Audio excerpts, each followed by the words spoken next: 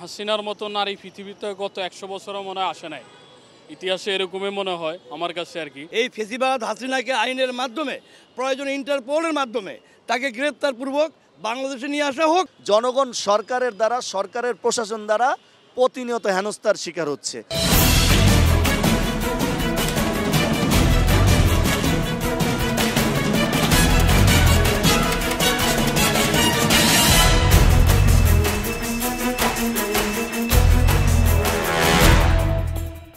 দর্শক শুভেচ্ছা, জনতার কথা অনুষ্ঠানে আপনাদের স্বাগত জানাচ্ছি। আমি আসিফ সুমিত।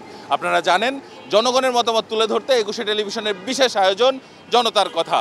আজকে সাধারণ মানুষের কথা শুনতে আমরা এসেছি মিরপুরের শেওড়াপাড়া এলাকায়। আমাদের প্রত্যাশা দেশে শক্তিশালী গণতন্ত্র, আমরা চাই সরকারকে সহায়তা করতে। দর্শক আপনারা জানেন যে 5ই আগস্টে বিগত আওয়ামী লীগ সরকার প্রধান শেখ হাসিনা বাংলাদেশ থেকে ভারতে চলে গেছেন। এরপরে তার বিরুদ্ধে গণহত্যার অভিযোগে বিচারিক প্রক্রিয়া শুরু হয়েছে। কিন্তু আসিফ নজরুল আইন উপদেষ্টা তিনি মন্তব্য করেছেন যে ভারত শেখ হাসিনাকে ফেরত দিতে অতটা রাজি হচ্ছেন না, এমনকি এই ইস্যুকে সামনে রেখে পরিস্থিতি ঘোলাটে করতে চায়। সাধারণ মানুষ এ বিষয়ে কি মনে করে জেনে নেব তাদের কাছ থেকে। এই ফেসিবাদ হাসিনাকে আইনের মাধ্যমে, প্রয়োজনে ইন্টারপোলের মাধ্যমে তাকে গ্রেপ্তারপূর্বক বাংলাদেশে নিয়ে আসা হোক এবং এই দেশে এই ছাত্র জনতা হত্যার বিচার এই দেশের মানুষ তথা আমরা যারা রয়েছি সাধারণ মানুষ আমরা এটা প্রত্যাশা করছি। আসিফ নজরুল স্যারকে সম্মান করতাম, এখনও করি, কিন্তু উনি শেখ হাসিনার এজেন্ডাকে বাস্তবায়ন করার চেষ্টা করছে। হাসিনার মতো নারী পৃথিবীতে গত ১০০ বছরও মনে হয় আসে নাই। ইতিহাসে এরকমই মনে হয় আমার কাছে আর কি। আমরা চাই শেখ হাসিনাকে এই তত্ত্বাবধায়ক সরকার আইনের মাধ্যমে ইন্ডিয়া থেকে এনে সুষ্ঠু বিচার এবং তাকে কাঠগড়ায় দাঁড় করানো। আমাদের দেশে যে পরিস্থিতি, সেই পরিস্থিতি এখন তো খুবই খারাপ অবস্থান। আমাদের প্রিভিয়াস সরকার একেবারে ধ্বংস করে দিয়ে গেছেন আমাদের।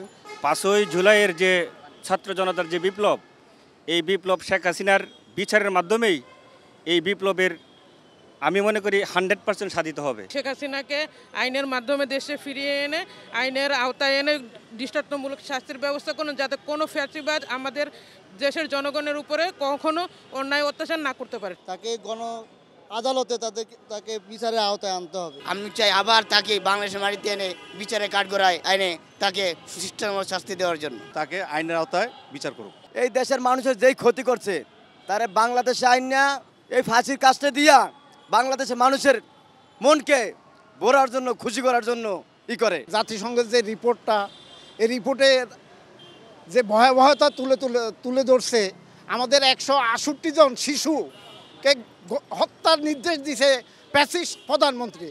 আমরা এর জাতিসংঘের মাধ্যমে আমরা এর বিচার আশা করি। ধন্যবাদ আপনাকে। দর্শক আপনারা শুনছিলেন সাধারণ মানুষের প্রতিক্রিয়া। এখন সাধারণ মানুষের কাছে আরেকটি প্রশ্নে যেতে চাই, তার আগে একটি তথ্য উপস্থাপন করছি। মূলত প্রশাসন সংস্কার যে কমিশন হয়েছে তাদের জরিপে উঠে এসেছে যে 66% মানুষ মনে করে বাংলাদেশে সরকারি কর্মকর্তা কর্মচারীরা শাসকের ন্যায় আচরণ করে। 46% মনে করে যে তারা বিভিন্ন অফিস আদালতে গিয়ে হেনস্থার শিকার হন। আর 52% মানুষ মনে করেন যে প্রশাসনের বিভিন্ন দপ্তরে ঘুষ ছাড়া কোনো কাজ হয় না। তাহলে আগামীতে কেমন প্রশাসন চাই আমরা জেনে নেব সাধারণ মানুষের কাছ থেকে। জনগণ সরকারের দ্বারা, সরকারের প্রশাসন দ্বারা প্রতিনিয়ত হেনস্থার শিকার হচ্ছে। তো প্রতিটা সেক্টরে এরকম করে আমরা জনগণ যারা আমরা কথা বলার বাক স্বাধীনতা হারিয়ে ফেলেছিলাম। আজকে 15 বছর পর এই শেওড়াপাড়া স্ট্যান্ডে দাঁড়িয়ে যে আমরা কথা বলতে পারছি, এটাও আল্লাহ তাআলার অশেষ রহমত, কারণ আমাদের বাক স্বাধীনতা ছিল না। তো আমরা এমন প্রশাসন চাই যেখানে আমরা স্বতঃস্ফূর্তভাবে কথা বলতে পারবো। দুর্নীতি মুক্ত প্রশাসন চাই, যেখানে আমরা কাজ নিয়ে যাব সিরিয়ালি যাতে সুন্দরভাবে করে দেয় এবং কোনো ঘুষের ব্যাপার স্যাপার না থাকে। সামাজিক ব্যবস্থার মাধ্যমেই আমাদেরকে একটা সুন্দর এবং একটা গতিশীল একটা প্রশাসনিক ব্যবস্থা যাতে আমাদেরকে সবাই দিতে পারে। উপরে লেভেলের মানুষ, মিডিয়াম মানুষ, একবার সাধারণ মানুষ যেমন মানে দুর্নীতি মুক্ত একটা সেবা পায়। আমাদের ভিতরে নৈতিকতা নাই, তেলবাজি জিনিসটা বেশি আছে। আমরা তেলবাজি ছাড়া যেন সৎভাবে প্রশাসন চালাইতে পারে এরকম একটা গভর্নমেন্ট চাই, আর এরকম একটা প্রশাসন চাই। প্রশাসন জনগণের কথা বলবে, সাধারণ মানুষের কথা বলবে। আপনারা সাংবাদিক ভাইরা যারা আছেন, সাধারণ মানুষের দুঃখ কষ্ট এগুলো তুলে ধরার চেষ্টা করবেন। এমন একটা শিক্ষা হবে যেটা চাহিদা ও জ্ঞান ভিত্তিক একটা শিক্ষামূলক ব্যবস্থা। পুলিশ প্রশাসনটা হচ্ছে জনগণের বন্ধু। আমরা যে অতীতে দেখছি আসলে শত্রুর মতো, কিন্তু আমরা এটা চাই না। আমরা সামনে ভবিষ্যতে চাই যাতে প্রশাসন আমাদের জনগণের বন্ধু হিসাবেই দেখি। আমি সেদিন হসপিটাল গেছি, পঙ্গু হসপিটাল, ওইখানে আমার এক্স-রে ফি 300 টাকা, আমি সেটা জমা দিয়ে গেছি, তারপর আমার থেকে 100 টাকা বেশি নিচ্ছে।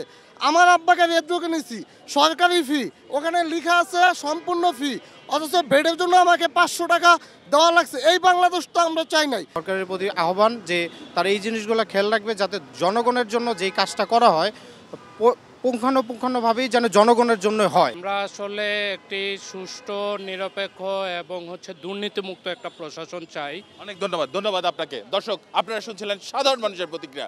সাধারণ মানুষ, কিন্তু তাদের ভাবনাগুলো অসাধারণ, তাদের চিন্তা অনেক সূক্ষ্ম ও গভীর।